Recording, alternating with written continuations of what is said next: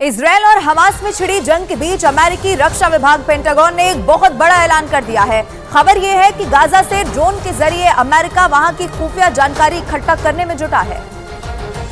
क्योंकि 7 अक्टूबर को इजरायल पर भीषण हमलों के समय हमास के लड़ाकों ने 200 से ज्यादा नागरिकों को बंधक बना लिया था, जिसमें इजरायल के अलावा दूसरे देशों के नागरिक भी शामिल थे। हालांकि हमास ने कुछ बंधकों की रिहाई भी की, लेकिन अब भी हमास के कब्जे में 200 से ज्यादा नागरिक कैद हैं, जिन्हें छुड़ाने के लिए इजरायल की सेना ने पूरी ताकत झोंक दी है। इसलिए इजरायल के साथ अब अमेरिका भी इस काम में उसकी मदद करने में जुट गया। अमेरिकी रक्षा विभाग पेंटागन ने ऐलान कर दिया कि गाजा में बंधकों का पता लगाने के लिए ड्रोन की मदद ली जा रही है। गाजा के अलग अलग इलाकों में ड्रोन के जरिए निगरानी हो रही है ताकि बंधकों को ढूंढा जा सके, जिसकी पूरी तैयारी भी उसने कर ली।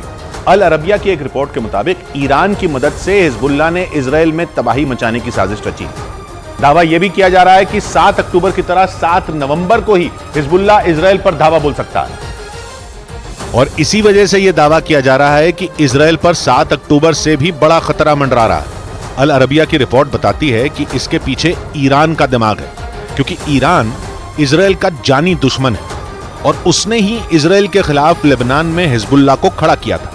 और तो और वो सुन्नी संगठन हमास को भी इजरायल के खिलाफ हथियारों की मदद करता है।